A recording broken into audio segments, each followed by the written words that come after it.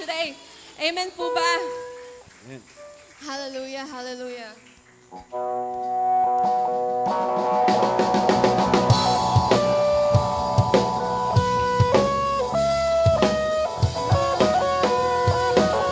Waiting for you, Jesus.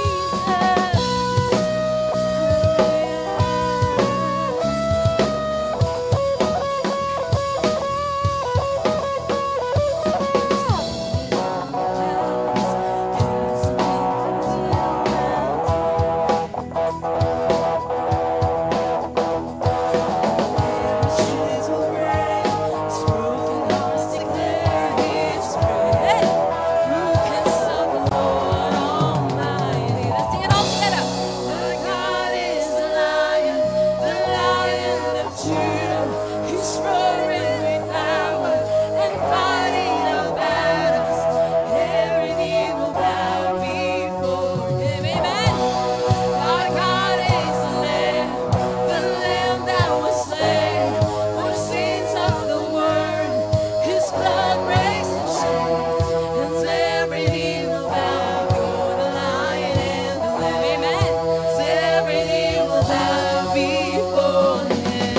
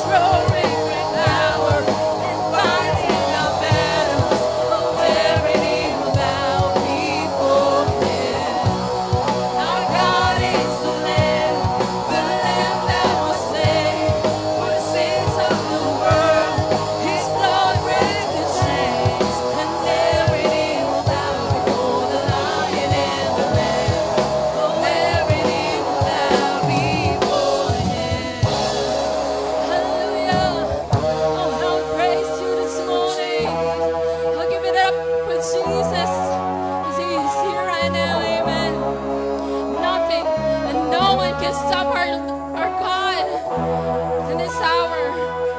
Amen, amen. Who can stop the Lord Almighty? Who can stop the Lord Almighty? Who can stop the Lord Almighty? Who can stop the Lord? Let's sing it all together. Our God is alive, the Lion of Judah. He's roaring with power and fighting our battles. And every knee will bow before him. Our God is the Lamb that was slain for the sins of the world. His blood breaks the chains, and every knee will bow before the Lion and the Lamb. Oh, every knee will bow before the Lion and the Lamb. Every knee will bow before the Lion and the Lamb. And every knee will bow before him. Amen. Oh, we bow before your throne, Lord Jesus. Hallelujah. You deserve all the praise and glory. Amen. Amen. Napakabuti mo sa aming buhay, Panginoon. Alam namin, Panginoon, na kayo ang karapat-dapat papurihan sa umagang ito, Panginoon. Sa bawat oras, sa bawat minuto ng aming buhay, Panginoon. Sa lahat po ng naririto, Inaanyahan ko po kayo na magpuri at gawin itong panalangin, ang kantang ito na panalangin sa ating Panginoon. Dahil we are hoping for a revival in this city. Amen po ba? Revival in our homes. Amen po ba? Amen, amen. Hallelujah, hallelujah. Oh, we worship you, Jesus. Oh, we worship you, Jesus. We are here today, Lord God. We are here because we're hoping for a revival in this city, in our country, Lord Jesus. Hallelujah. Every homes, every family, Lord God. Hallelujah, Jesus. We've seen what you can do, God of wonders. Power as no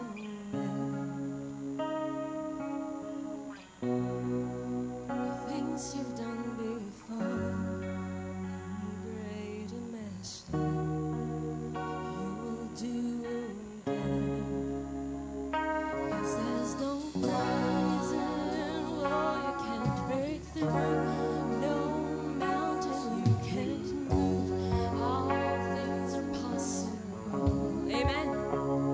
And there's no broken body you can't raise, no soul that you can save. All things are possible. The darkest night, you can light it up. You can light it up. Oh God of revival, let's hope rise. Death is overcome. You've already won. Oh God of revival, you rose in victory, and now you see never run, never run. Amen. So wash in my heart feet, you defeated. Now we'll trust in you alone. Let's sing it all together. There's no reason walls you can't break through, no mountain you can't move. All things are possible. Amen. There's no broken body you can't raise, no soul that you can't save. All things are possible. The darkest night, you can light it up. You can light it up. Oh God of revival, let hope arise. Death is overcome. You've already won. Oh God of revival. Hallelujah. Lord, we pray this morning these words in our song today. Come on, church, join us in singing. Come awaken your people. Come awaken the city. Oh God of revival, pour it out, pour it out. Every stronghold will crumble. I hear the chains hit the ground. Oh God of revival, pour it out, Lord. Come on, louder this time. Come awaken your people.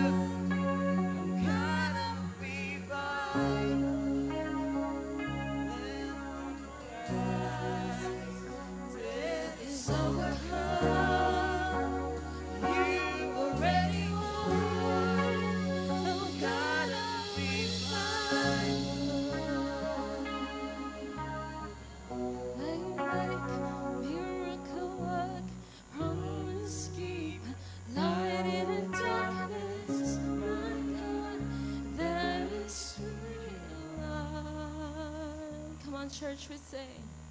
Waymaker, miracle worker, promise keeper, light in the darkness. Yes, amen, amen. Hallelujah, Jesus. One more time, we'll sing louder this time. Come on, church. Waymaker, miracle worker, promise keeper, light in the darkness. My God, that is who you are, Jesus. Because that is who you are. Hallelujah. You are. Amen. Promise keeper, light in the darkness. My God, that is who you are. Oh,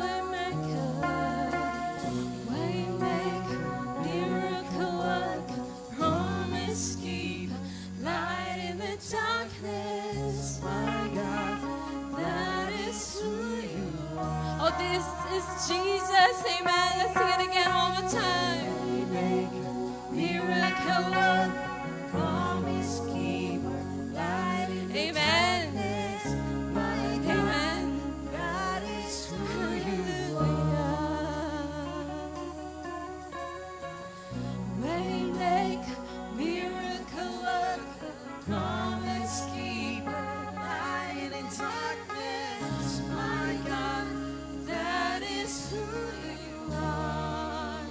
Oh, that is who you are. That is who you are. Oh, Jesus, we thank you for today, Lord God. We know that you are God who is a way maker, promise keeper, you're the light in the dark. Amen. All these things, Lord God, we cannot really fathom, Lord Jesus. We cannot really explain everything, Lord God. But you know deep in our hearts, Lord Jesus. You know everything about us, Lord. From the deepest of our hearts, you know everything about us. Even if we don't say it, Lord Jesus, you know. Kaya naman, sa mga nararito, I encourage you to just sing it out to Jesus. Kung ayaw mo magsalita, kung ayaw mo magkanta, alam ni Lord, nasa puso mo ngayong araw na ito. Alam ni Lord, nababasa niya kung ano man ang nasa isipan mo ngayong araw na ito. Hallelujah, hallelujah. Oh Lord, here we are. Alam namin na hindi kami karapat-dapat sa umagang ito na magpuri sa'yo, pero because of your grace, because of your mercy, we are here, Lord God. We are here. And we thank you, Lord, sa bawat araw na nagdaraan sa aming buhay, Panginoon. We praise you. Not only with our singing, Lord Jesus, but everything that we are, we praise you, Lord God. Everything that we have, we praise you, Lord God. We thank you and we worship you today. All the glory and honor to your name alone. Hallelujah, hallelujah, hallelujah, Jesus.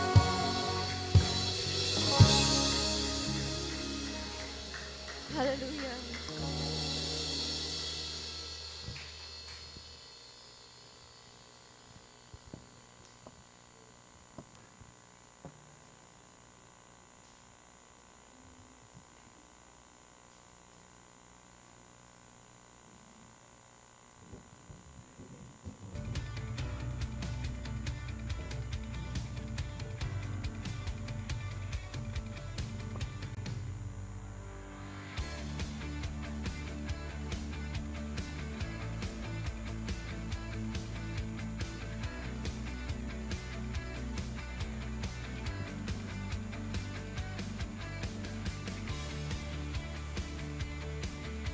Magandang umaga po sa ating lahat. Purihin ang Panginoon at nandirito tayong muli upang ipakita natin sa Kanya kung gaano natin siya kamahal. Po, pwede po bang magtaas ng kamay at palakpakan ng Panginoon na tayo'y pinagpala niya? Salamat po. Amen, amen, amen. Opo, nandirito tayong sa umaga upang ibahagi natin. Ipakita natin sa Panginoon kung gaano natin siya kamahal. Po? Ito po yung isa sa pinakamataas na paraan na pinapakita natin sa Diyos kung paano tayo sumunod sa kanyang kautusan. Po? Sabi nga, obedience is better than sacrifice. So, sumunod tayo sa mga kautusan ng Panginoon. Sabi nga po sa Proverbs 3:9-10, si Yahweh ay handugan. Handugan daw po natin siya. Si Yahweh ay handugan mo, bahagi ng kayamanan. Pinakamainam na ani mo sa kanya ay ibigay. Sa gayon, kamalig mo ay laging umaapaw. Sisidlan ng inumin ay hindi natutuyuan. Unahin natin ang Diyos. Sabi nga, madalas kong naririnig. Sabi, unahin natin ang Diyos. Sabi nga, may narinig ako, sabi nga, unlad. Ano nga ba? Uulitin ko. Palagi ko ito sinasabi Unlad. Ano bang ibig sabihin ng unlad? Unahin natin lagi ang Diyos. Unlad. Uunlad ka kung uunahin mo ang Panginoon. Ano po? Yan ang ibig sabihin ng unlad. Unahin natin ang Panginoon. Dahil kung hindi mo siya uunahin, hindi ka niya bibigyan. Kasi, maramot itong anak ko. Ayaw niya. Kasi po, yung pagbibigay natin dito sa ating church, ito po ay ginagamit para mapaunlad natin. Marami tayong maisama dito. No po? Na ibabahagi natin ang salita ng Diyos. Hindi po ito para sa pagkain ng mga leaders, hindi po ito para sa mga gastusin na kung personal lang, kundi ito ay para sa Panginoon. Kaya po, nakita po ninyo, maski sa Katoliko, maski sa lahat, nagbibigay, kailangan magbigay para meron tayong gastusin sa ating pagpapalaganap ng salita ng Diyos. Kailangan na nating mag-share na natin sa lahat. Sabi nga, malapit nang darating ang Panginoon, marami ng sign. Kawawa naman yung maiiwan. Tayo na nakakaalam ng salita ng Diyos, ibahagi na natin na hindi tayo papagalitan ng Panginoon pagdating ng araw. Sasabihin niya, anong ginawa mo? Ikaw na nakakaalam ng salita ng Panginoon. Bakit hindi mo ma-share? Bakit nahihiya kang ibahagi ako sa kanila? No po? Kaya ngayong umaga, china-challenge ko po kayo. Magbahagi tayo, ibigay natin ang ating mga ikapo, ibigay natin ang love offering para mapalawak natin ang salita ng ating mahal na Diyos. Tayo po ay manalangin at magpasalamat sa ating Panginoon. Aming Diyos na makapangyarihan sa lahat, maraming pong salamat at nandirito kami, nakarating po kami ng maluwag sa iyong tahanan upang ibahagi ang aming dapat na ipagkaloob sa iyo, O Lord Jesus. Mahal ka po namin, O Panginoon. Ang pagmamahal na yon na ibinigay mo para sa amin, mas lalo mo po kaming mahal, Panginoon.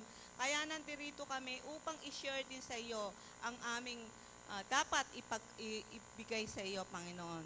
Salamat, Panginoon, at ligtas kaming nakarating.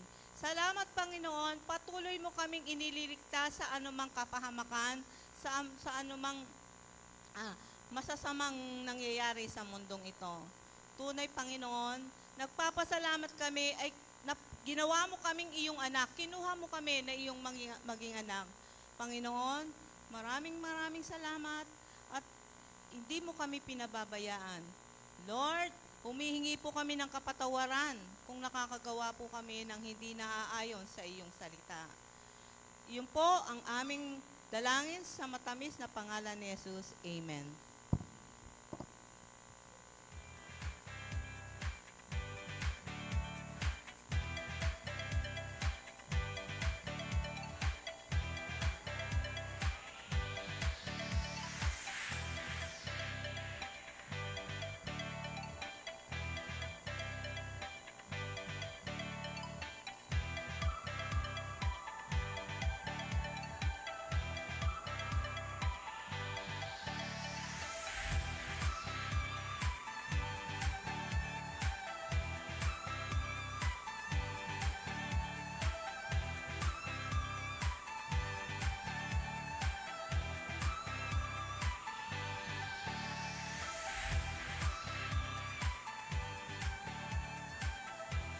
Isang mapagpalang linggo po sa ating ngayong umaga pong ito. Ayan.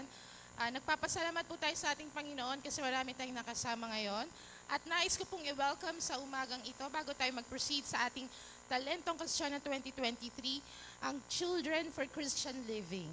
Ayan, maaari po ba silang tumayo at palakpakan natin ang ating Panginoon? Ayan, combination of talent po sila. Mamaya sige po, makakaupo na kayo, ng Kalulut and Mexico, syempre dito sa City of San Fernando, Pampanga. Nais po natin silang i-welcome once again, ang Children for Christian Living. Hindi ko na po iisa-isa kasi medyo madami sila. Pero i-welcome na rin po natin yung kasama nilang mga adults, sila Marlene Magsino, Noli Calicdan, Hazel Sikat, at syempre yung kasama po ni Tita. Ayan, welcome po kayo sa Christ-Centered Life City Church. Pagpalain po kayo ng Panginoon sa pagdako ninyo dito sa ating bahay-sambahan. At sa pagkakataon pong ito, ayan, nais po naming ipanalangin kayo. Siyempre, sa pagkakataong ito, hindi po ito aksidente. Ang Panginoon ang may purpose po sa inyong mga buhay. Nais po nating ipanalangin ang bawat isa. Maaari po silang tumayo. Sige po. Pwede po bang tumayo yung mga kapatid natin na bago sa umagang ito? Bagong dalo? Ayan, ang dami nila. Sige po, tayo'y manalangin. Dakilang Diyos, sa umagang ito, ako po ay nagagalak, nagpapasalamat sa mga bagong kapatid na ito, Panginoon. Dalangin ko ang patuloy mo pong pagkilos sa kanilang buhay, patuloy mo po silang katagpuin at nawa, Panginoon, hindi po ito ang una at huli ng kanilang pagdalo. Bagkus, Panginoon, sila pa ay magpatuloy, Panginoon, at patuloy ka nilang maranasan sa kanilang mga buhay. Salamat po, dakilang Diyos. Patuloy ka naming pinupuri, pinapasalamatan sa mga kapatid na ito. Ito po ang aming panalangin na may pasalamat sa pangalan ni Jesus. Amen. Ayan, makakaupo na po ang lahat. Ayan, dadako na tayo sa ating third installment para sa ating Talentong Kristiyano 2023. Siyempre, bago po tayo mag-start, bibigay ko lang yung ating criteria for judging. Ayan, may mga judges tayo. Kilala niyo po ba sino yung mga judges natin? Ayan, siyempre yung mga secret. Malupit na sikreto yan, okay? Okay, creativity is 30%, stage presence is 30%, skills, syempre ito yung execution, kung synchronized ba sila, 25%, and costume is 15% for a total of 100%. Ayan, so ulitin ko po, syempre may cash prize, yung ating first or champion, which is tumataginting na 10,000 pesos. Ayan. And syempre, meron din yung mga prizes na ma-receive yung ating mga runner-ups. So, hindi ko na po patatagalin. Ito pong kanilang talent is via video siya. Tama po, no? So, tas meron combination ng singing and drama.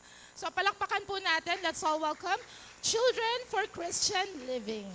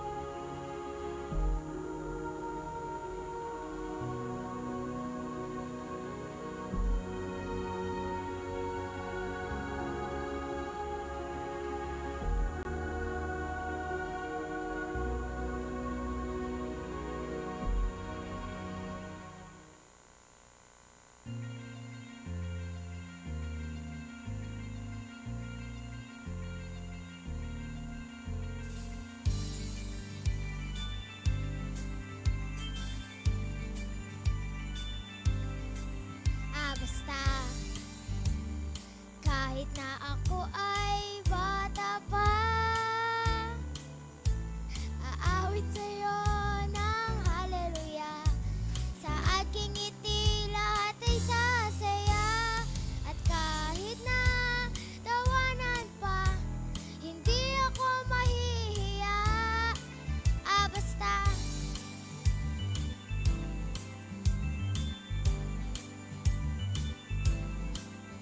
may ganda ng araw, kay saya ng buhay. Biyaya ng Diyos sa atin ay naghihintay. Purihin siya, tunay na dakila siya. Pag-ibig niya sa puso ko'y aking nadarama. Basta kahit na ako ay bata pa, aawit sa'yo ng haleluya. Sa aking ngiti lahat ay sasaya. At kahit na tawanan pa, hindi ako mahihiya. Basta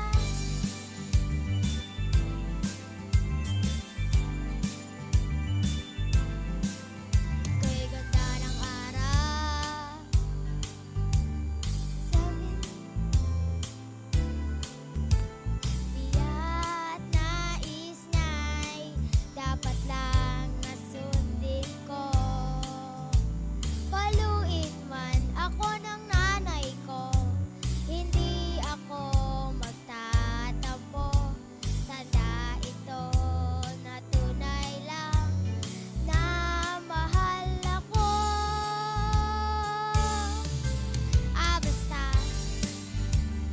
kahit na ako ay bata pa, aawit sa'yo ng haleluya. Sa aking ngiti lahat ay sasaya. At kahit na tawanan pa, hindi ako mahihiya.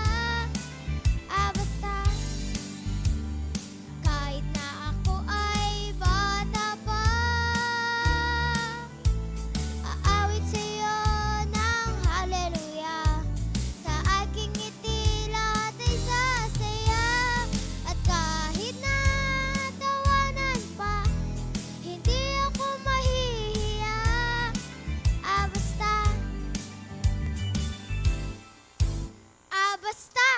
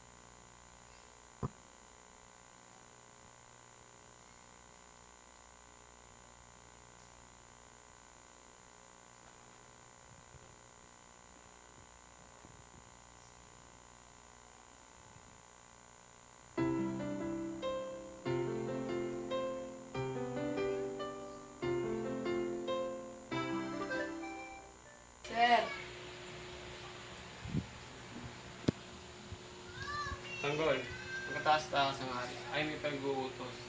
Humayo ka at ipaalam sa lahat ang mabuting balita.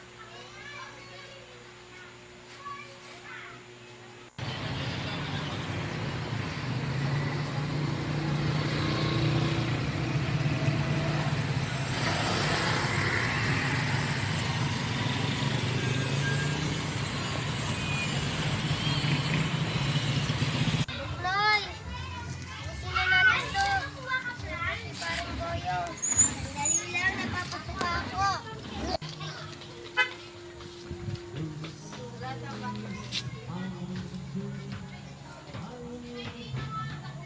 Sa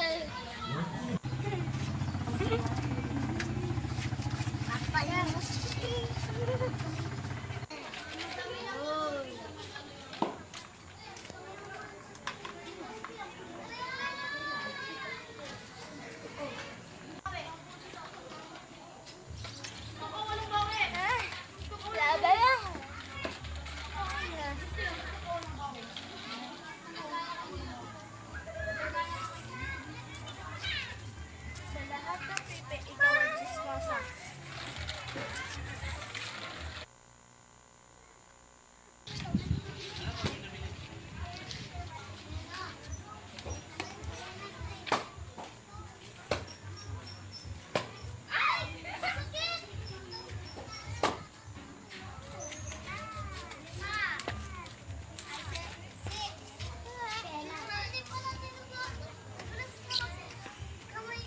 Uy! Timan! Yung bait mo!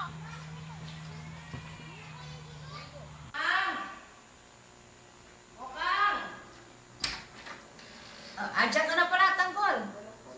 God bless.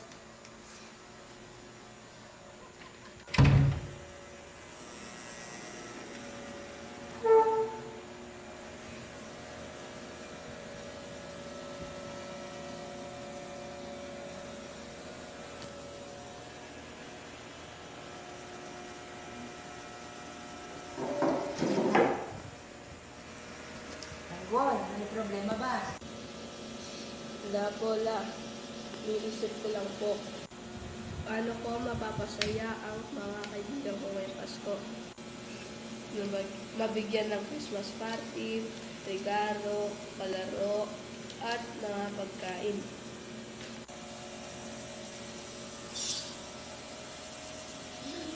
Maganda yung naisip mo yan, Apo. Yung mabigyan mo silang kasiyahan ngayong Pasko. Malay natin, may gagamitin ng Diyos para mangyari ang iniisip mo. Pero may mas maganda pa dyan, Apo. Yung tanggapin nila si Jesus bilang Panginoon at tagapagligtas ng kanilang buhay. Yan ang tunay na diwa ng Pasko at yan ang misyon mo, Apo.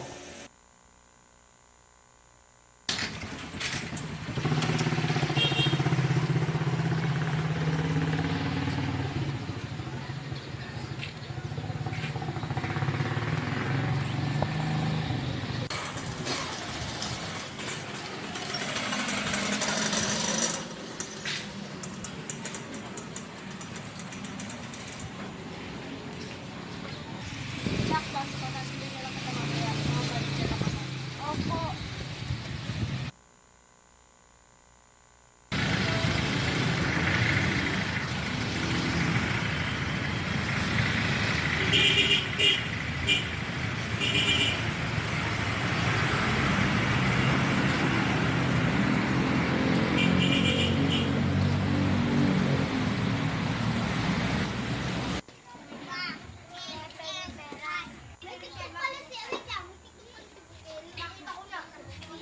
Pare, sigurado ko magkakapera tayo sa pagsama ng crowd na to. Oo.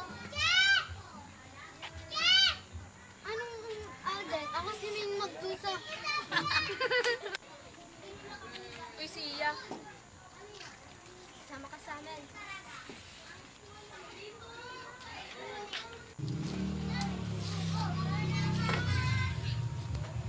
Ate, pengin pera. Pera na. Ate, pengin pera. Alis ka dyan. Storbo ka.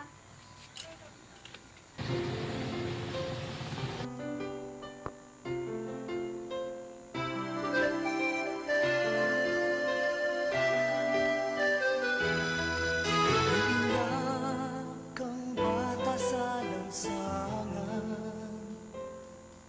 magkalapit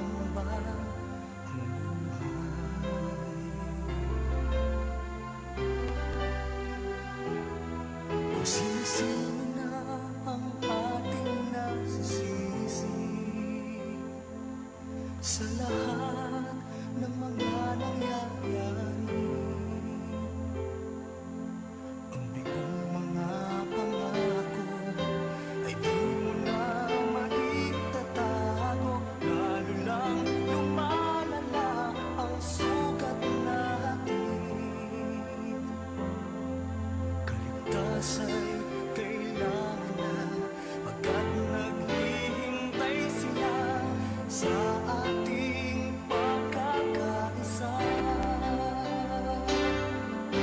Pag-ibig lang ang susi ng lahat, ang siyang magbubuklod sa ating lahat. Hawak mo, kaibigan, ang isang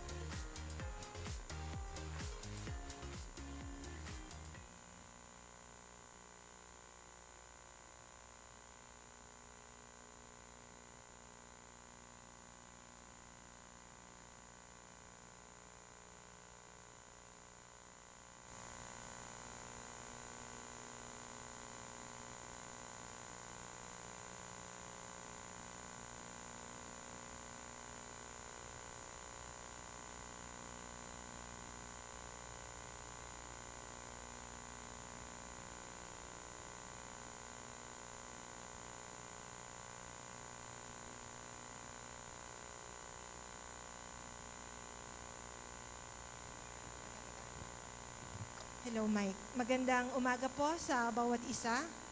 So, salamat po sa mga effort po ng mga nagsipagturo sa mga bata from Kalulot, Northbit Kalulot and Mexico. Thank you po at alam ko po na sa mensaheng na i-present po ay napagpala po ang bawat isa. At ang ano po natin ay patuloy na panalangin na gamitin po ang bawat isa, hindi lang po yung mga adult as well as yung mga bata. Alam ko po, mas madali pong i-encourage ang mga bata na maglingkod sa Panginoon. Kung paano yung gawain din po sa Kibyawan ay patuloy na ang mga bata po yung ginagamit ng Lord doon para mag-inganyo pa rin ng mga batang katulad po nila. Babasahin ko po mula sa John chapter 11. Actually, buong chapter sana po ito, but I will be reading John 11:25 and 26. Ito, inaanyayahan ko po ang lahat na pansamantalang tumayo as we respect the Word of God.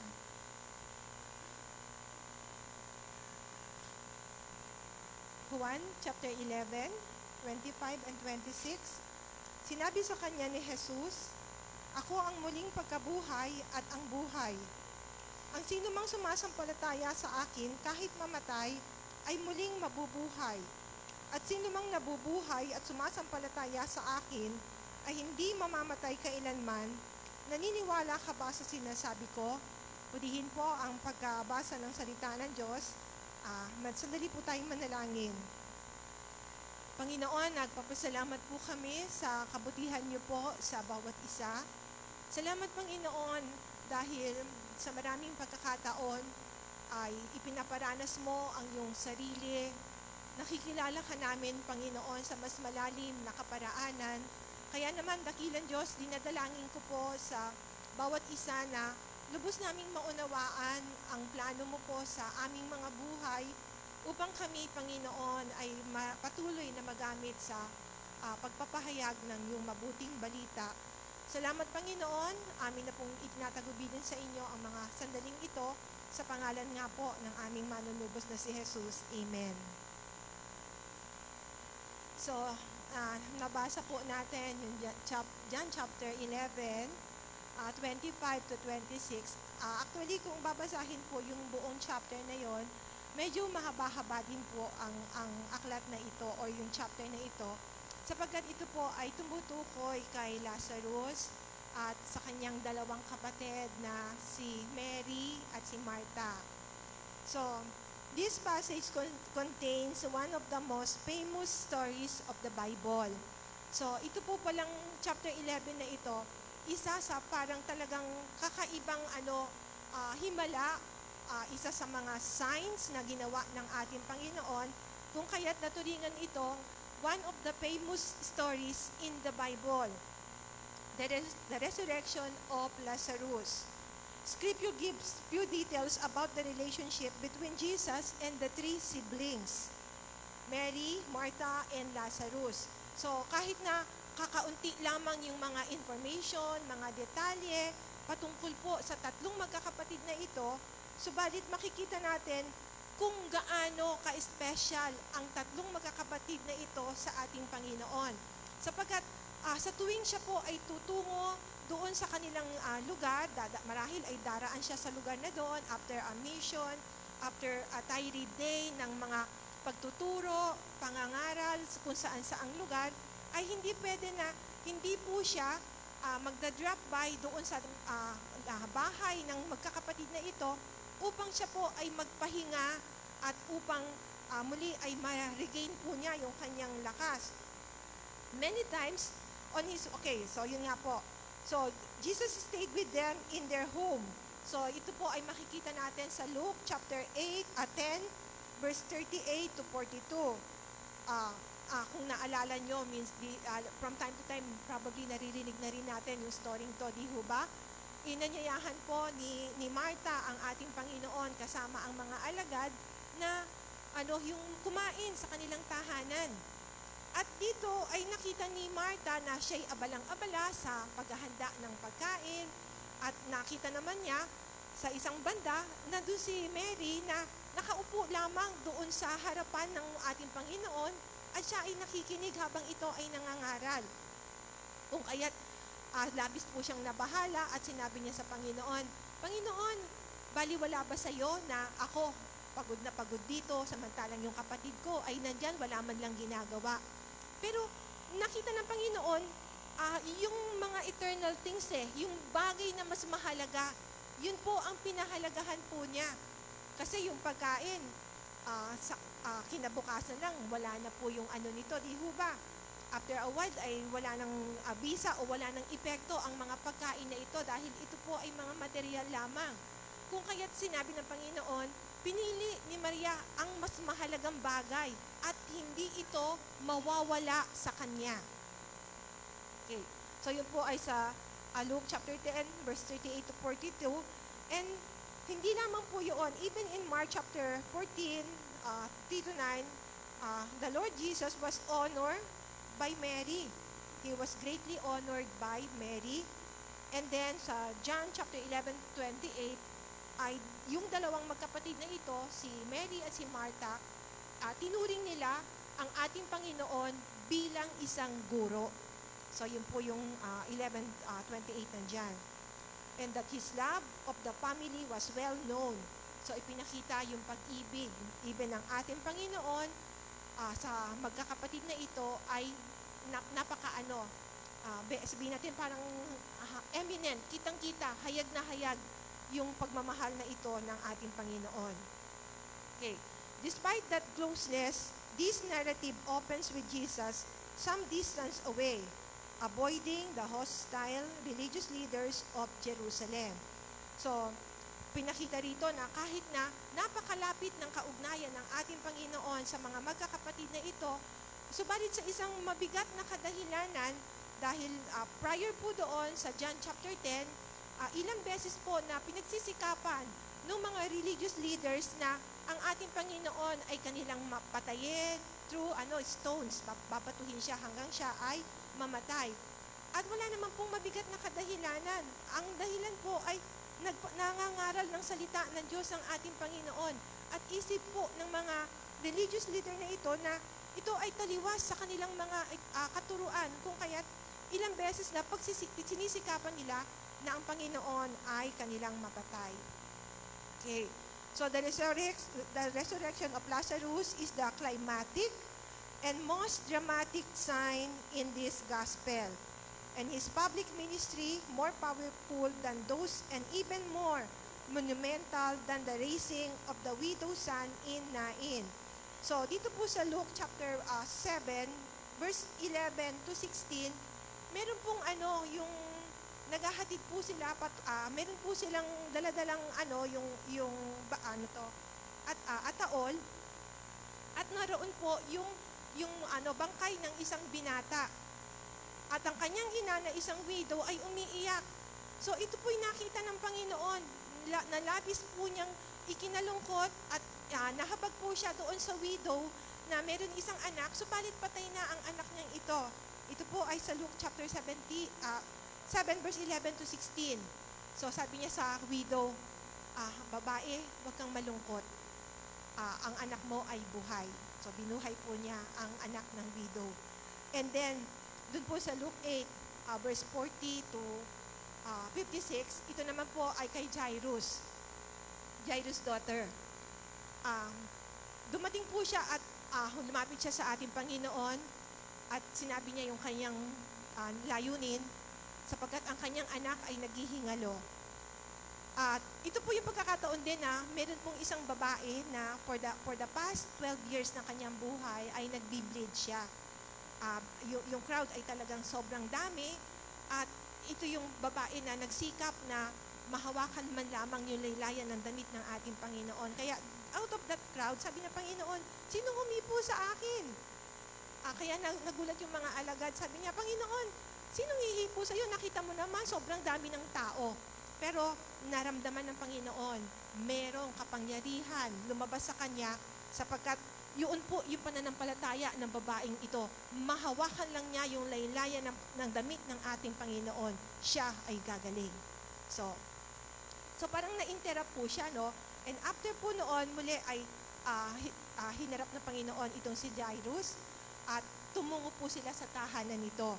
At nung ang Panginoon ay nandun na sa tahanan po ni Jairus, ang mga tao ay nagsabi, patay na yung anak mo, kasi 12 years old po yun patay na yung dalagita.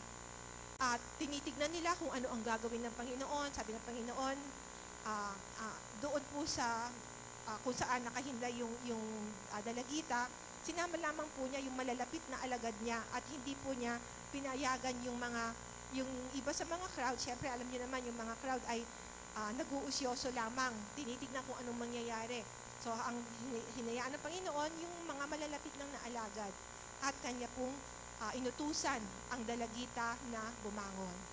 So, dito po sa John 11:25-26, I am the resurrection and the life. And he was claiming to be the cause of resurrection and in possession of the power of life and death.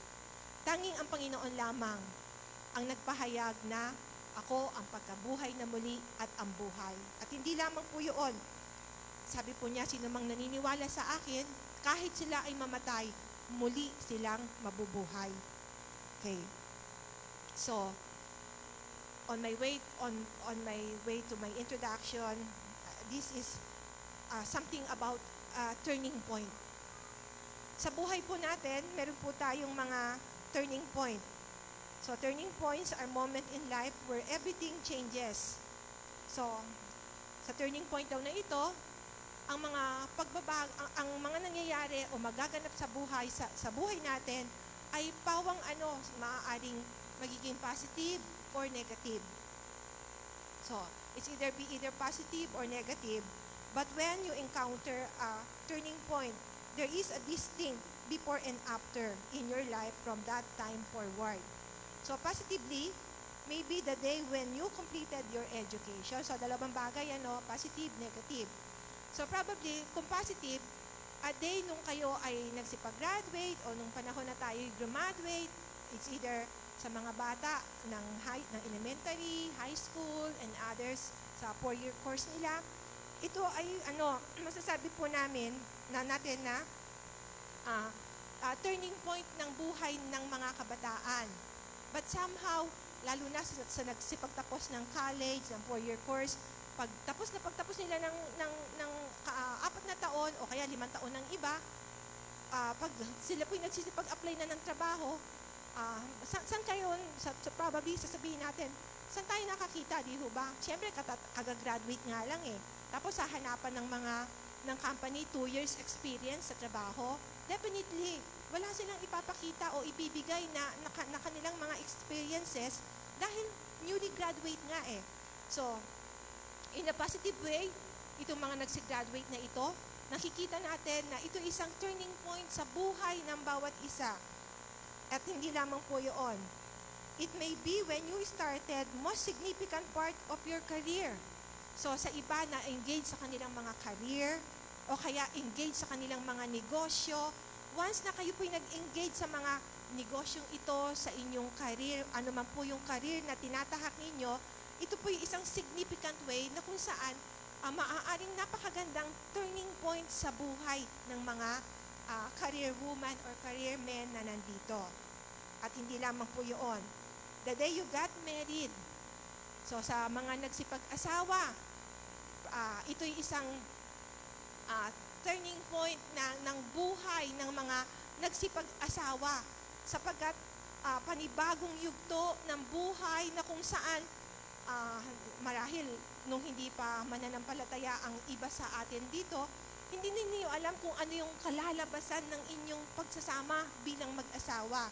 Kahit na sila po ay mga maayos na mga tao, kahit na sila po ay may magagandang hanap buhay at ang kanilang katayuan ay napakainam naman. Pero hindi po ito katiyakan na tayo po ay magkakaroon ng magandang turning point sa buhay natin. At i-work out po natin ang lahat ng ito. So, the day you got married, so it may be when you had your first child. So, turning point pa rin yun na napakaganda, excited kayo. Lalo na po sa mga magulang ng first baby. talagang excited kayo, lahat pinaghahandaan, lahat ay naka-ready bago dumating yung 9 months na i-deliver ang baby ay preparado na ang lahat. We see to it na wala po siyang kukulangin, kundi ang lahat ay nakahanda. Probably hindi lamang po yung first, second, third babies ay talagang napakagandang pagkakataon. It's a good and positive turning point ng buhay ng mga pamilyadong tao. Ano po? And then sometimes naman, there are negative turning point. Maybe when you found out that a member of your family was diagnosed with a lifelong chronic illness or even terminal illness. So, maaaring negative naman in a point na nalaman natin, meron palang miyembro ng pamilya o malapit sa atin na meron silang mabigat na karamdaman. At hindi lamang po yun. Maybe when there was a death in your family, there are the negative turning point moments. There is a before and after. So, hindi po lingid sa inyo. Sa buhay po namin ay hindi ganun kadali, no? Marami po kaming mga mabibigat na mga karanasan sa buhay along the way na kami ay naglilingkod sa Panginoon. Hindi po naging lingid sa inyo yung mga experiences na ito. Pero ang Diyos, hindi po siya nagkulang. Hindi po siya nagpabaya sa mga mabibigat na mga karanasan na ito. Ito, kahit na sabihin natin, parang titignan natin sa ating, sa paningin natin, ito ay isang negatibo. Ito ay hindi maganda. It is a difficult experiences at hindi lamang po yun hard things. And sometimes, parang kung aanuhin natin ay parang hindi kakayanin. Pero again, ito pong mga difficult moments na ito pong mga hard things and tragedy ay, though we may see it as a negative turning point, these points or moments are hints even in our lives. So, nakakonekta po ito sa buhay natin eh. Yung hints po, ito yung parang mga nagko-connect doon po sa mga pintuan para ito ay magbukas sarado o kaya doon sa gate para yun nga po, mabuksan at maisara. So, itong turning point na ito po yung nagko-connect, ito po yung hints sa buhay natin, yung before and after na hindi naman natin pwedeng takasan ng napakabilis or i-ignore natin or isi-set aside natin kasi kabahagi ito ng buhay natin. So, dito po ay meron mabigat na pangyayari. Unang-una, meron pong problema. The problem. So, Lazarus, beloved friend of Jesus, lies sick in Bethany. So, yun po ay sa verses 1 and 2. So, nagbigay na po ng paabot itong magkapatid na ang kanyang kapatid na si Lazarus ay may sakit, may mabigat na karamdaman. Na iparating na nila ito sa ating Panginoon. Way back that time, hindi naman katulad natin ngayon, di ho ba? Sa panahon natin ngayon, napaka-advanced ng ating ng mga technology, di ho ba? Isang bukas lang natin sa ating mga cellphone, kahit saan pang bahagi ito ng mundo, mapa US, mapa Middle East, or sa Europe, as long na naka-online sila, pwede natin silang i-connect, pwede natin silang tawagan. Pero sa panahon ng ating Panginoon, it will took some time. Probably a day, a whole day, na paglalakad kung wala po silang mga donkey, kung wala po silang mga hayop na pwedeng sakyan. So probably that time, isang araw na paglalakad po yun bago maiparating sa ating Panginoon ang balita na ang kanyang kaibigan, ang kanyang best friend na si Lazarus, whom he loved, is he was ill or matindi yung kanyang karamdaman. So, yun po yung pangyayari dito. Pangalawa, the purpose. So, itong purpose na ito, buksan ko po ang aking Biblia. Meron pong ilang bagay po dito, yung declaration, the delay, and then the decision, and we have the dialogue. dito po sa purpose na ito, yung declaration ng Panginoon. 11 verse 4. Nang marinig ito ni Jesus, ay sinabi niya, hindi niya ikamamatay ang sakit na ito.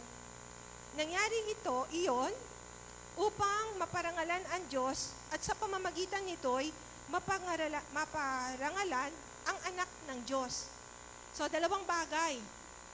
Sabi po ng Panginoon, ang sakit na ito ay hindi niya ikamamatay. Dalawang bagay, upang parangalan ang Diyos, at pangalawa, upang parangalan ang anak ng Diyos. So, ang kanyang ama at tumutukoy sa Panginoon mismo, sa kanyang sarili, bilang anak ng Diyos. So, yun po pala yung purpose. Bakit nangyari yung mga bagay na ito? Okay. So, the purpose, the declaration, Lazarus' sickness and death are to bring God's glory. And then next, the delay. Ito po ay sa verse 6. So actually, nung matanggap na ng Panginoon ang balita, ay nagpasya po siya na manatili pa doon sa lugar na iyon ng 2 araw. Kung titignan natin, parang bakit may mga contradicting? Mahal niya yung magkakapatid. Mahal niya si Lazarus. Bakit kinakailangan ma-delay pa siya, mag-stay pa siya doon sa lugar na kung nasaan siya, manatili pa siya doon ng 2 araw. Samantalang nakita naman natin, ipinahayag ng salita ng Diyos, mahal niya ang mga magkakapatid. Mahal niya si Lazaro. Pero nagpasya po siya, manatili pa ng 2 araw doon sa kanyang kinalalagyan. Okay, so the delay. Jesus remains where He is for 2 days. Okay, yun po ay sa verse 6. Now, probably, ito po yung dilemma dito Ito yung at alam naman natin, dahil all-knowing ang Panginoon, kung kaya't alam po niya yung kalagayan ni Lazarus, at alam niya, nung tanggapin po niya ang balita, patay na si Lazarus. Kasi later makikita natin, nung kinatagpo niya si Martha, at sa sinabi ng Panginoon, asan si Lazarus? Nandun po siya sa tomb. At nung sinabi ng Panginoon, buksan ang libingan. Very hesitant si Martha. Panginoon, sandali. 4 na araw na siyang patay. Ibig sabihin, nagde-decompose na ang kanyang katawan, and probably napakabaho na ng katawan po ni Lazarus. So 4 days na kasi siyang patay. Okay, so the delay. So Jesus remains where He is for 2 days. And then, here is the decision. He announces His plans to visit Bethany. And letter D, the dialogue, ito po ay sa verse 8 to 15, Jesus and His disciples discuss the issue. Meron pong issue dito Nagpo-protest yung mga alagad, Panginoon, sandali. Hindi ka pwedeng pumunta sa dun sa Jerusalem or dun sa Bethany. Di ba, way back dun sa John chapter 10, ito yung panahon na kung saan babatuhin ng crowd ang ating Panginoon at kasama yung mga alagad. So, ibig sabihin, yung mga tao doon ay napaka-hostile nila at kaya nilang pumatay ng tao. Kung kaya't sa dialogue na ito, the disciple protest, it's too dangerous for Jesus to go to Bethany. Napakapanganib para sa Panginoon ang tumungo sa Bethany. And next, Jesus intends to awake Lazarus from his sleep. So, hindi maunawaan ng mga alagad na sabi ng Panginoon, natutulog si Lazarus at gigisingin ko siya. Sabi ng mga alagad, Panginoon, sa paggising mo bang yan ay anong kahihinatnan? Magigising ba si Lazarus? So, isip nila, natutulog lamang si Lazarus. Pero hindi po pala ang ibig sabihin ng Panginoon ng natutulog na yon ay hindi po as in nagpapahinga, natutulog, mas malalim pa po doon. And then the disciples' confusion, 12 to 13, they think Jesus is referring to natural sleep, and He tells them Lazarus has died. So sinabi na ng Panginoon, kasi hindi nila maunawaan, sinabi ng Panginoon, He just sleeping, He just asleep. Pero ang totoo po pala, patay na si Lazarus. So, again, in verse 14 to 15, He tells them Lazarus has died. Bakit parang mabigat kapag ang meron pong pamilya na namatayan? Dahil isang katotohanan po, yung death, it's a mystery. Mystery po ito, lalo na, I think last Sunday, no, yung sa teaching po ni Sister Susan, yung mga, lalo po doon sa ibang paniniwala, kapag namatay yung tao, nandito lang siya, gala-gala, lalo na kung hindi po naibigay yung, let's say parang namatay siya o kaya biglaan yung pagkamatay, hindi nakapagbilan, etc. May mga ganong turo, which is hindi natin pinaniniwalaan dahil sa Hebrews chapter 9 verse 27, sabi po doon, it is appointed unto man once to die, and after this is judgment. So hahatulan ng Diyos. So doon po sa mga mananampalataya, sila ay tutungo sa pangako ng Diyos na kaharian. Subalit sa mga hindi tumanggap sa Kanya, yung judgment, yung galit, yung parusa ng Diyos ang kanilang makakamtan. So death is a mystery. At hindi lamang po yun. Death is scary. Nakakatakot. Lalo na po, doon po sa hindi mananampalataya.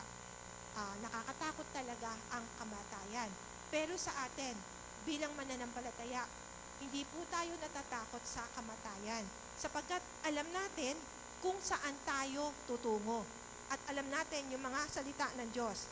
So, no matter how successful you are, no matter how happy you are, no matter how healthy you are, how good your life is going, you still know this: death is coming. Death is inevitable.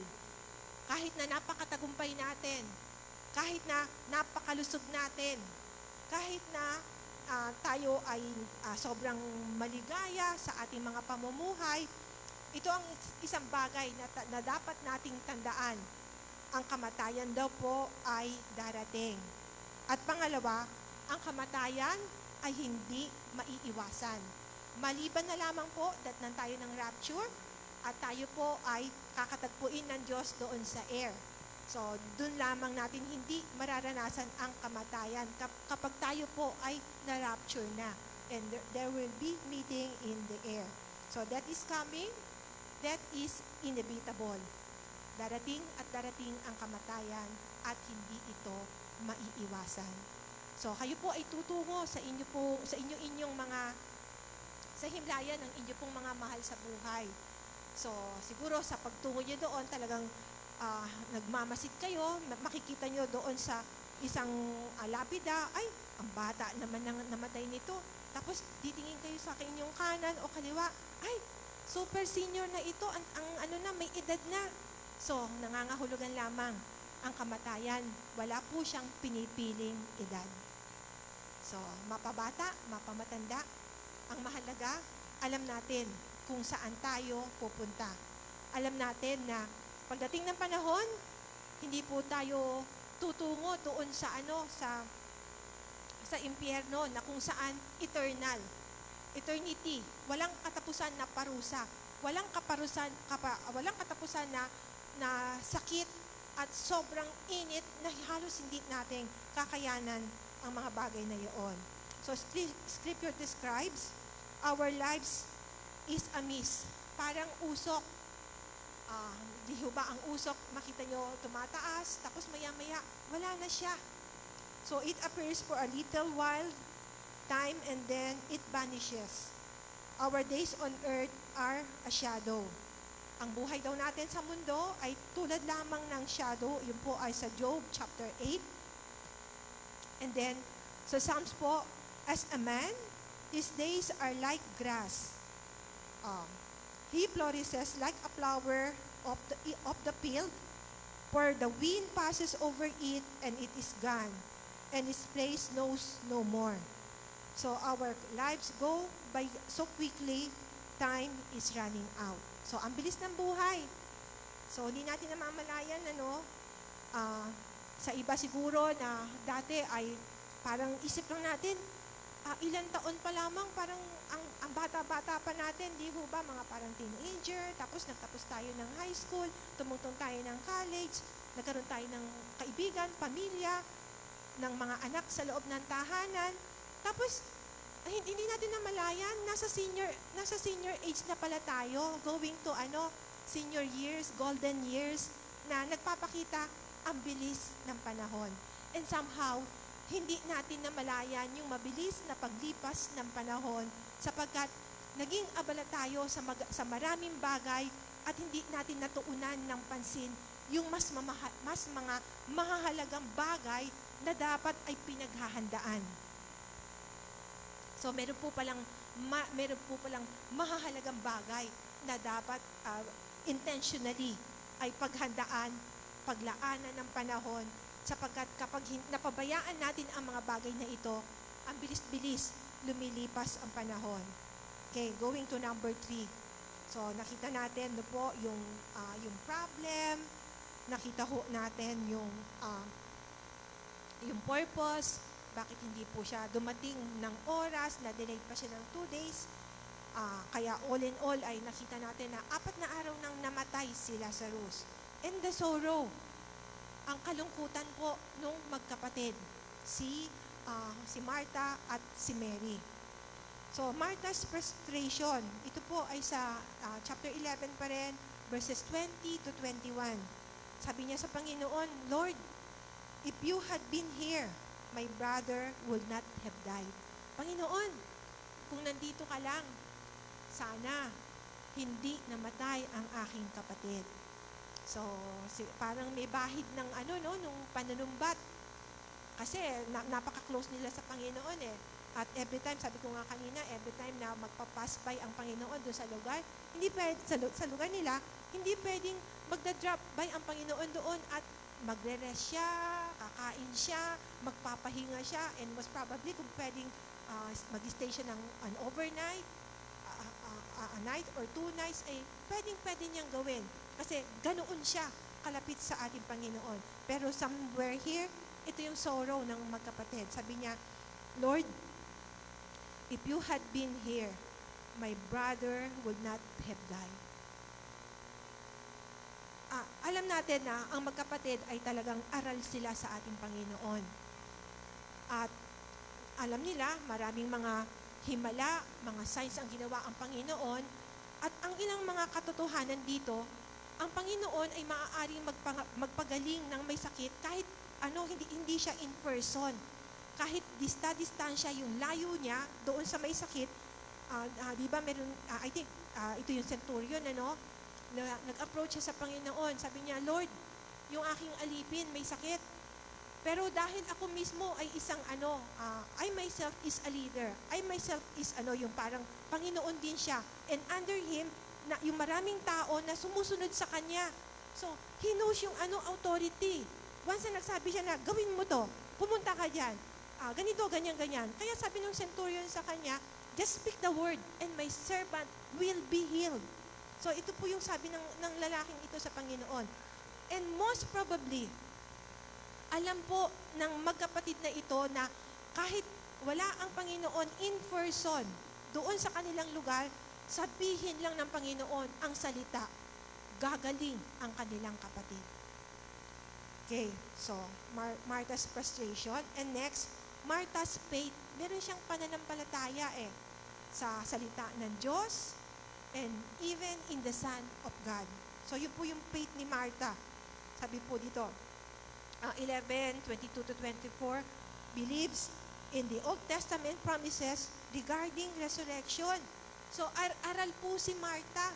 Alam po niya yung mga salita ng Panginoon, kapag ang tao ay namatay, siya ay magre-resurrect. At yun po ay sa darating na panahon. Kaya yun yung isip niya. And hindi lamang po yun, she accept Jesus' statement that He is the resurrection.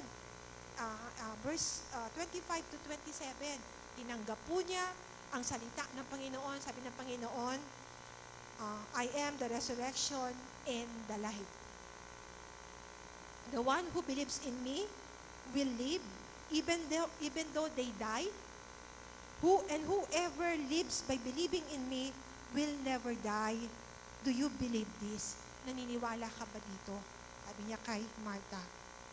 So, kung kaya't dito pumasok yung powerful statement ng ating Panginoon eh. On the back of her mind, kay Martha, isip na niya na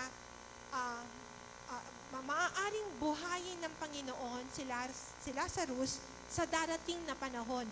Not on that day. Hindi nung mga panahon na yon. Samantalang ang Panginoon, ipinapaunawa niya kay Martha, Martha, ako ang buhay. Ako ang pagkabuhay na muli at buhay. At sa isip niya, maaaring sa araw ding ito, magagawa po ng ating Panginoon na i-resurrect si Lazarus. Pero, again, as I have said, ang takbo ng isip ni Martha ay in the coming days or on the day of resurrection, doon magre-resurrect si Lazarus. Okay? Because she believed the word of God and she believed in the Son of God. Okay? At sabi ko nga, doon pumasok yung very, yung astounding and powerful statement ng Panginoon doon sa John 11:25 and 26. So, it's one thing to believe the truth. It's another thing to experience the power of the truth in relationship to Jesus. So, isang bagay daw po, yung naniniwala tayo. Pinaniniwalaan natin yan, alam natin na mangyayari yan, pero kapag sa atin na nangyayari yung mga bagay na yun, ibang ano na po yun eh, ibang usapan na. Kapag tayo na yung dumadaan doon sa mga, sabihin natin, sa mga difficulties, sa mga bagay na parang seemingly napaka-difficult for us, at talagang natotrouble tayo. Kapag tayo na po yung mga dumadaan sa bagay na yun, ibang usapan na yon. So, it's one thing to believe the truth, and it's another thing to experience the power of the truth in relationship to Jesus. So, actually, doon sa mga experiences na ito, Martha needed a truth encounter. Though alam na niya yung katotohanan eh, pero kailangan pa po niyang matanggap yung tunay na yung encounter sa ating Panginoon. Kasi sabi ng Panginoon, ako yung resurrection eh. Ako yung pagkabuhay na muli at ako ang buhay. So, wala siyang mga tinutukoy na alam ko yung resurrection, alam ko yung daan, hindi po. Doon sa Gospel of John, I think per Sunday nitong October, nung na-share ko po sa inyo na sinabi ng Panginoon, ako ang tinapay ng buhay. Ang sino mang kumakain sa akin ay hindi na magugutom at hindi rin sila mauuhaw. Hindi po ito literal na nakakainin yung katawan ng Panginoon, kundi ito po ay tumutukoy sa spiritual, sa kanyang salita. Once na na-experience natin yung kaloob ng Diyos, yung buhay, yung tinapay na sinasabi niya, ang kanyang mga salita, hindi tayo magugutom. Hindi tayo mauuhaw.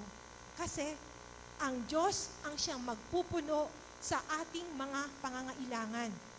Ang daming mga tao, kinagugutuman nila ang madaming bagay. Nag-a-aspire sila ng ganito, ng ganyan, na parang isip nila, kapag ganito na yung na-accumulate kong kayamanan, kapag million na yung nasa aking account, sa bank account ko, magiging masaya na ako, magiging satisfied na ako. Pero ang katotohanan, hindi po totoo yun. Ang daming mga milyonaryo, ang daming ang mga property ay talagang apaw-apaw na yung kanilang kayamanan. Pero alam po ninyo, kapag wala sila sa Panginoon, sila yung totoong mahirap. Sila yung mga totoong mga gutom sa salita ng Diyos. At kailanman, hindi po nila matutuhayan yung tunay na satisfaction sa buhay sapagkat hindi nila nakatagpo ang ating Panginoon. So Mary needed a truth encounter while Mary needs sympathy and comfort. So letter C, Mary's sorrow. 11:32. So, nung pinuntahan po siya ni Martha, kasi hindi po sila magkasama nung makaharap nila ang ating Panginoon. si Mary po ay nanatili doon sa kanilang tahanan at nandun po siya sa period ng nagmo-mourn na talagang umiiyak pa rin siya sa mga panahong yaon. So, nung tinawag siya ni Martha para makaharap ang ating Panginoon, she fell at his feet at ito rin, parang somehow, meron pa rin mga panulumbat. Sabi ni Mary, Lord, if you had been here, my brother would not have died. Kung nandito ka lang, Panginoon, hindi sana namatay ang aking kapatid. So, at doon po ay umiyak po siya. At dito rin po sa tagpong ito, ipinakita na ang ating Panginoon, kahit na siya ay yung kanyang deity bilang Diyos, dahil nagkatawang tao, at naramdaman po niya yung agony, yung pain doon sa dibdib, sa puso po ni Mary, kung kaya doon sa John chapter 11 verse 35, ito po yung pinaka maikling talata sa Biblia. 2 salita lamang po yun. Jesus wept. Umiyak ang ating Panginoon. So, I will need to repeat, Martha needed a truth encounter while Mary needs sympathy and comfort. So, last, the resolution, verse 38 to 44. So we have 3 points here: the preparation of Jesus, the prayer of Jesus, and the power from Jesus.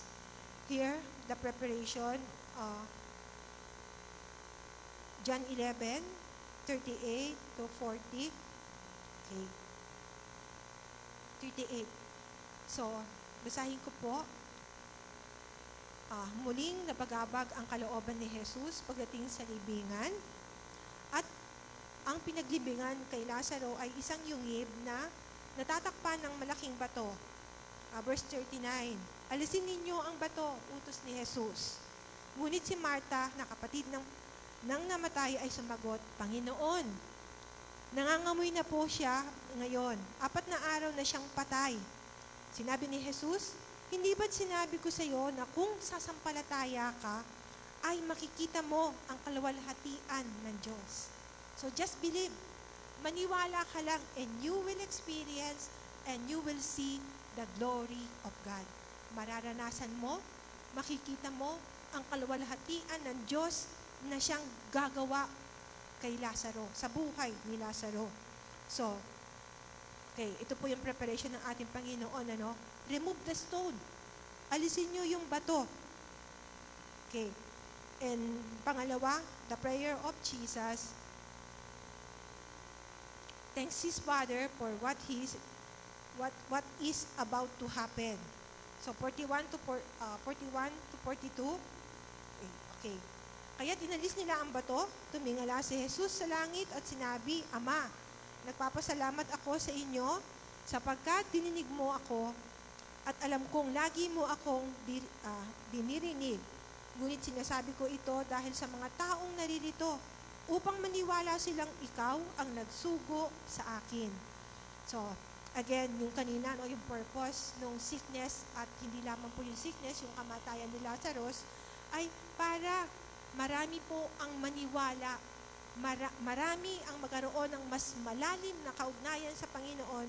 At sabi ng Panginoon dito sa verse 44, hindi dahil sa akin, sabi niya, para sa mga taong nandito, upang masaksihan nila na ako ang iyong pinadala, ako ang iyong sinugo. So again, yung verse 42 na po, at alam kong lagi mo akong dinirinig, ngunit sinasabi ko ito dahil sa mga taong naririto, upang maniwala silang ikaw ang nagsugo sa akin. Okay, so for the purpose na ang marami po ang kumilala, marami po ang magtalaga ng kanilang sarili sa Panginoon, at hindi lamang po yun. Sabi kanina, di ba, maparangalan ang Diyos, maparangalan ang ating Panginoong Jesus, at hindi lamang po yun, maniwala sila na si Jesus ang ipinadala ng Ama. And finally, the power from Jesus, meron po siyang order. Verse 44. Okay, verse 43. Pagkasabi nito ay sumigaw siya, Lazaro, lumabas ka. So ito po yung isang malakas na pagsigaw, isang malakas na command. Ano po? He commanded Lazarus to come out. And then finally, itong obedience po ni Lazarus.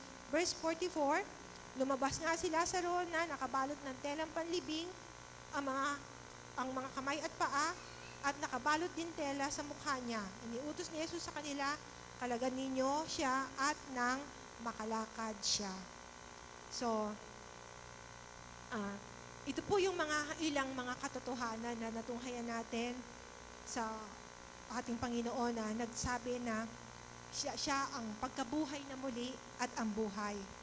At sino man po ang maniniwala, tatanggap sa Kanya, kahit na datnan tayo ng kamatayan. Alam natin, pagdating ng panahon, tayo po ay magre-resurrect.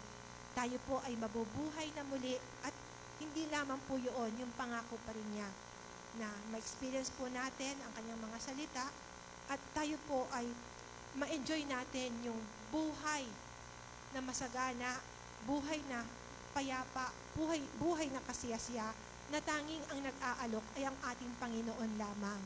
So, in closing, in relation pa rin po dito, actually, this has something to do with death kasi by Wednesday probably, or hindi naman Wednesday, napakahaba ng bakasyon natin ngayon, ano?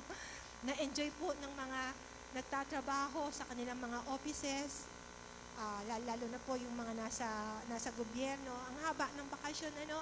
Imagine, magmula po kahapon, ngayong araw na ito, tapos 7 araw na naman, 5 days, tapos Sabado-Linggo na naman. So, halos 9 days yun, ano? Ang haba-haba. So, ang daming oras, ang daming araw na pwede kayong bumisita sa sementeryo. So, one thing, nasa sa inyo kung gusto nyo magdala ng bulaklak, pero somehow ay hindi naman na tayo nag-o-offer ng prayer para sa mga namatay, hindi naman na tayo nagsisindi ng kandila for others na nagsisindi. It's okay kung yun po ang inyong mga paniniwala. So, in line with this, kasi sabi ko nga, yung All Saints Day, All Souls Day, tapos here comes the Halloween. I don't know kung lalo na sa US, napapractice po ito eh. Tuwang-tuwa. Actually, siguro hindi tama yung, natatawa ako dun sa isang apo ko eh. Do hindi namin sinasabi sa kanila yun. Yung eldest kasi sabi niya, Santa Claus is not real. hindi raw totoo si Santa Claus, yung eldest na apo. Pero yung isa, yung sumunod, Santa Claus, naniniwala siya. Tapos, kapag minsan nakikita niya sa Facebook, may mga Halloween na mga cartoons, Happy Halloween! Itatayano siya, sabi ng apo kong isa, it's not right. Nung minsan nga, medyo nag-aano kami, parang may mga, it's not, parang arguments naman, hindi naman ganun eh. They are worshiping Satan, sabi niya ganun, Halloween, they are worshiping Satan. Kaya, nung last time, di ba, sabi sa kanya nung magician, do you believe in magic? No, hindi ako naniniwala sa magic, kaya hindi po pala siya tinatawag ng mga magician. Kasi yung mga tricks nila, ini-expose nitong isang to. Kaya, sabi niya, I don't believe in magic. So, in line with this, kasi mag-Halloween, this has something to do dun sa mga namatay, yung mga practices na treat or tricks, panoorin po natin. I hope you will bear with me.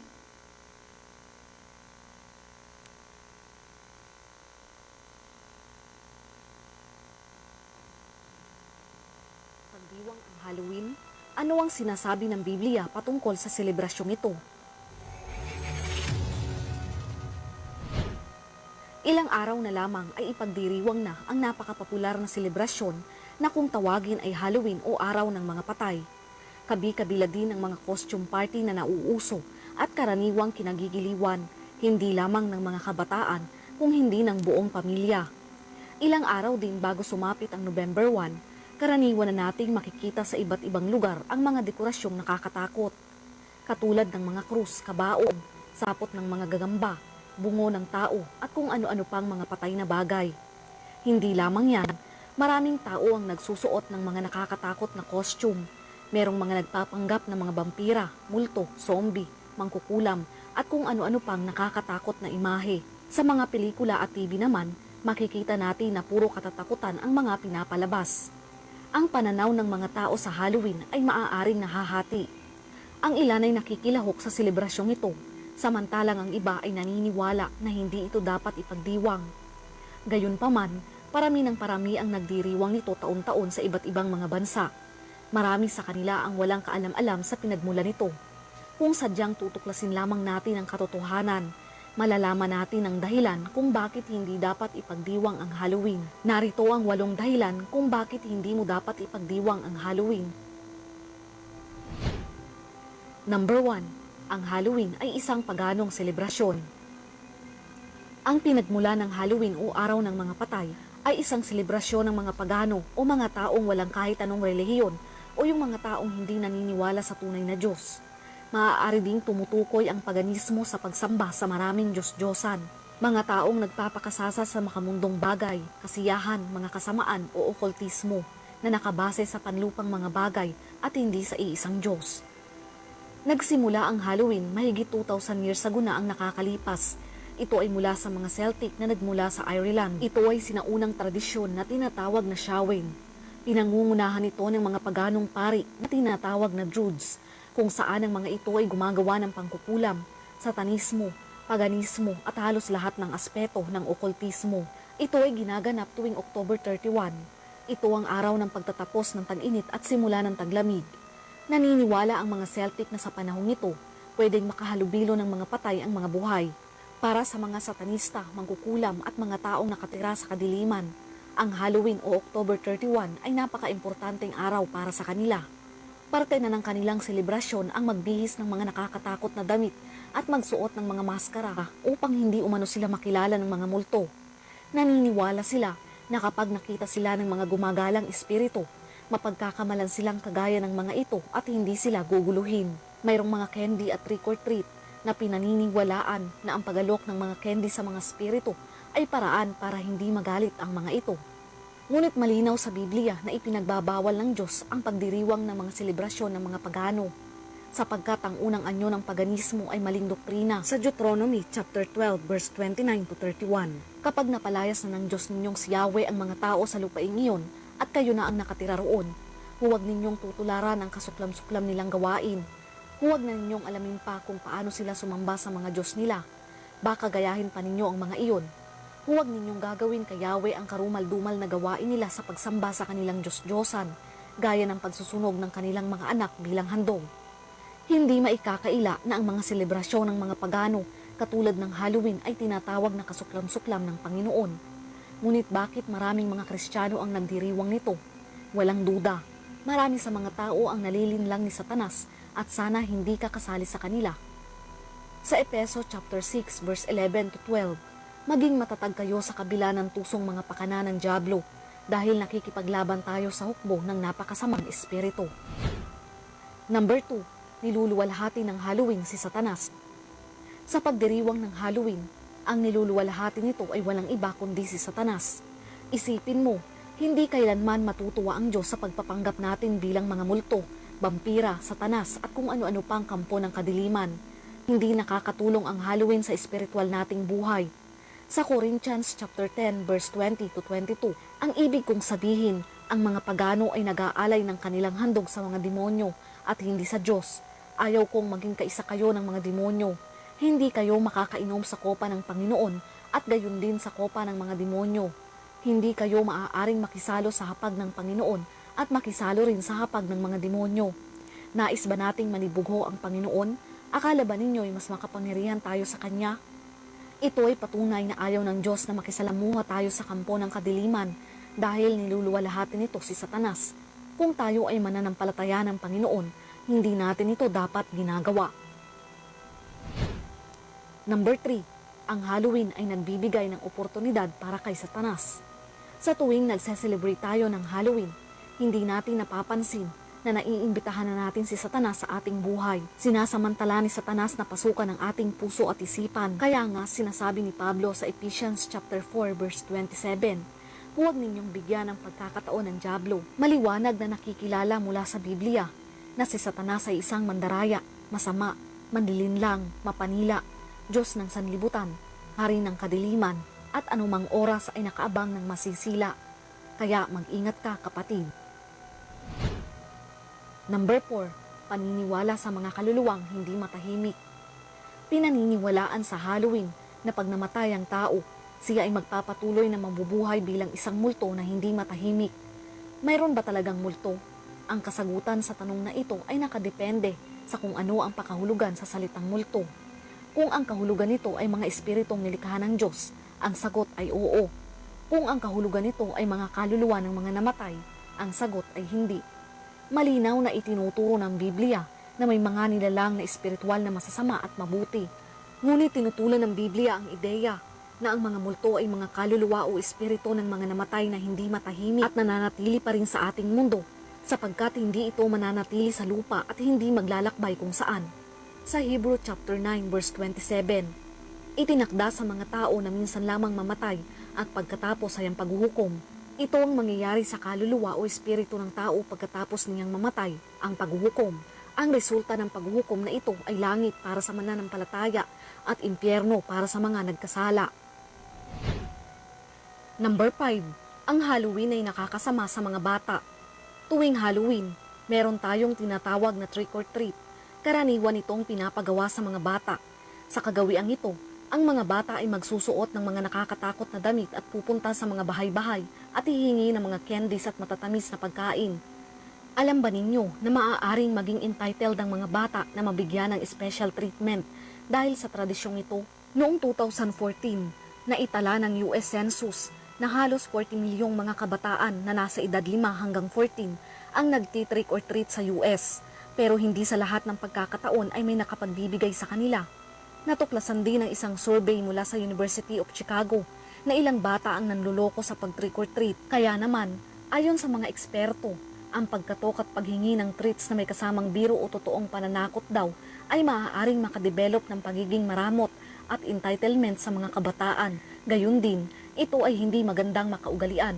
Hindi maikakaila na maling-mali ito.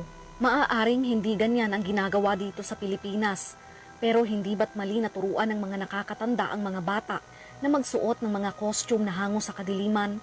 Dapat turuan natin ng mga bata na iwasan ng mga maling gawain at huwag tayong magtuturo sa kanila na maging parte ng kadiliman. Walang duda, ang Halloween ay isang napakalaking kamalian na dapat nating iwasan. Number 6, tayo ang ilaw ng sanlibutan. Sa Mateo chapter 5 verse 14, ang sabi ni Jesus, kayo ang ilaw ng sanlibutan. Dapat ninyong paliwanagin ang inyong ilaw sa harap ng mga tao upang makita nila ang inyong mabubuting gawa at papurihan ang inyong Ama na nasa langit. Kabaliktaran sa selebrasyon ng Halloween kung saan ay sumisimbolo sa kadiliman.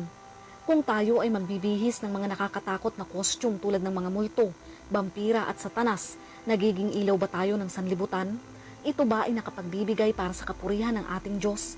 Saan ka papanig? Sa kadiliman ba o sa liwanag? Number 7, humiwalay tayo sa sanlibutan. Si Satanas ay naririto sa sanlibutan. Si Satanas ang pangunahing impluensya sa mga makamundong mga bagay. Kaya't hindi nakapagtataka kung ang mga popular na mga selebrasyong ito ay hindi talaga pumupuri sa Panginoon at sa halip ay pumupuri kay Satanas, sapagkat ito ay mula sa kanyang mga kasinungalingan at pandaraya. Sa 2 Corinthians chapter 6 verse 14 to 18, huwag kayong makisama sa mga di sumasampalataya na para bang kapareho ninyo sila. Maaari bang magsama ang katuwiran at ang kalikuan, o kaya'y ang liwanag at ang kadiliman? Maaari bang magkasundo si Kristo at ang dyablo? Ano ang kaugnayan ng sumasampalataya sa di sumasampalataya?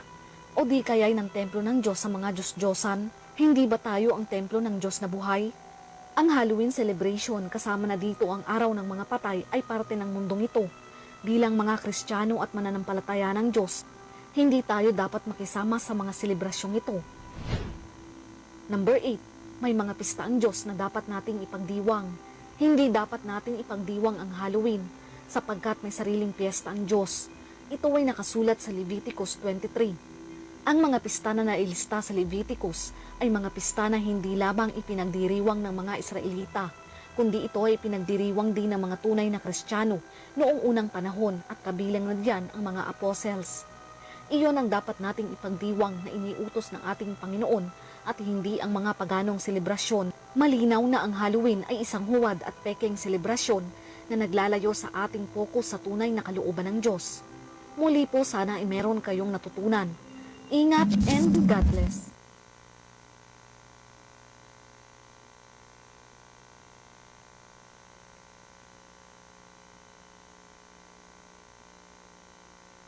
Like this. Magandang tanghali po sa bawat isa. Inaanyayahan ko po ang lahat na tumayo. So nakita po natin ano po yung Halloween practice. Alam ko po na hindi tayo magpa-participate. Hindi naman po nangangahulugan dahil mag-November 1, punta kung nais po natin mag-pay tribute ng honor dun sa mga namayapa na nating kamag-anak, we can do as well na mag-visit po sa ating mga namayapa. Maaari pa rin po natin gawin. But we do not pray for their souls dahil kung nasan man sila ay dahil yun po yung naging pasya po nila nung nabubuhay pa po sila. Pasalamat po tayo sa pagkakataon na buhay tayo. Maaari po tayong gamitin ng Panginoon, lalo na po sa pamilya, lalo na hindi pa po tumatanggap sa Kanya at sa mga kaibigan at kakilala. Dakilang Diyos sa umagang ito, nagpapasalamat po kami dahil napakabuti niyo po sa amin. Napakahaba po ng aming bakasyon itong darating na linggo. Mahabang panahon, marahil ay maigulugod namin sa miyembro ng pamilya, sa mga mahal sa buhay, at maaari din pumunta sa sementeryo, mag-pay tribute and honor pa rin sa mga namayapa naming mga mahal sa buhay. Salamat po Lord sa mga pagkakataon na ibinibigay niyo po sa amin upang patuloy na gamitin niyo po ang iyong mga anak, maging impluwensya, maghatid ng liwanag, makita ang kapangyarihan ni Kristo na kumikilos sa aming mga buhay at kami po'y maging mga patotoo sa bawat isa. Maraming salamat Panginoon dahil nakita namin ang kapangyarihan mo kung paano binuhay mo si Lazaro noong panahon na nandito ka at yun din ang pangako mo po sa amin na sa amin na mga nagtitiwala, naniniwala sa iyo ay kami po ay muling mabubuhay Panginoon kung kami po ay namayapa at maaari mong buhayin ang bawat isa. Salamat po sa mga pangakong ito. Salamat Panginoon sa mga salita mo na totoo, makapangyarihan at maaaring magbago ng buhay ng bawat isa. Lord, amin na pong itinadalangin sa inyo ang mga kapatid po namin sa mahabang bakasyon na darating. Ingatan niyo po ang bawat isa. Subaybayan niyo po, Panginoon, ang iyong mga anak. Saan man po sila tutungo sa susunod na mga araw, amin po silang itinatagubilin sa inyo na samahan niyo po sila. Ang protection mo ay lagi sa kanila. Meron po kami, Panginoon, mga kapatid na may mga dinaramdam, may mga sakit, lalo na po yung mga bata. Sa panahong ito ay madali silang tamaan ng ubo ng sipon. Panginoon, itinataas po namin ang mga batang ito. Idinadalangin po namin ang kalakasan ng katawan, ang malakas na resistensya, ang malakas pa ang katawan. Ipagkakaloob niyo po sa mga anak po namin, sa mga batang ito. Maraming salamat, Panginoon. Lord, sa iba na hindi namin kasama, sa iba't ibang mga kadahilanan, alam niyo po, Panginoon, ang kanilang mga kalagayan. Alalahanin niyo po sila, Panginoon. Samahan niyo po sila. Patuloy na iparanas mo po ang kapangyarihan mo sa iyong mga anak, Panginoon. Ang kalapitan niyo po sa kanila upang patuloy lamang silang umasa. Patuloy lamang silang magtiwala sa inyo. Panginoon, meron po kami mga kapatid na sa unang pagkakataon ay nakasama po namin sa aming pong pananambahan. Salamat po, Panginoon, sapagkat idinako niyo po sila sa bahay-sambahan. idinadalangin po namin, Panginoon, na magpahayag ka po sa kanilang mga puso. Kausapin niyo po sila, Panginoon, upang lubos nilang maunawaan ang iyong salita. Ang kaligtasan na hatid mo po sa kanilang buhay ay ma-realize po nila na tanging sa iyo lamang magkakaroon kami ng kaligtasan. Kalakip po nito yung kapayapaan at buhay na walang hanggan na nagmumula tanging sa iyo lamang, Panginoon. Salamat po sa kapahayagan ng iyong mga salita. Salamat po sa pangungusap niyo sa puso ng iyong mga anak. Salamat po, Panginoon, sa malalim na kaugnayan na nararanasan ng bawat isa. Panginoon, amin din ipinagpapasalamat yung mga bata na nakasama namin kanina. Idinadalangin po namin. Sila po ay lalaki na may pagkilala, may pagkatakot sa iyo, Panginoon, at magpapatuloy sila sa paglilingkod sa inyo, Panginoon. Hindi lamang yung mga bata, kasama po ang kanilang mga magulang, Panginoon. Idinadalangin po namin ang kaligtasan ng kanilang mga pamilya. Salamat po, Lord, at nagtitiwala kami na ang kaharian mo ay inilaan mo sa mga bata, as you have promised even in Matthew, Panginoon. Kung hindi kami magiging katulad ng mga maliliit na bata, ay hindi kami paghaharian ng iyong kaharian. Salamat sa mga salita mo. Panginoon, amin na pong idinitiwala sa inyo ang mga sandaling ito, sa buong linggong ito ng pag-iingat mo ay sasa amin lahat. Susubaybayan niyo po ang bawat isa. Sasamahan mo po ang iyong presensya, ang iyong protection, ang sasa amin, Panginoon. Kaya Lord, maraming salamat. Ngayon ay tanggapin po natin ang pag-ibig ng Diyos Ama, ang pagliligtas ng anak, at ang pakikibisa ng Espiritu Santo. Lahat po magsabi ng Amen. Magandang tanghali po sa bawat isa. Humayo po tayo ng payapa at ligtas.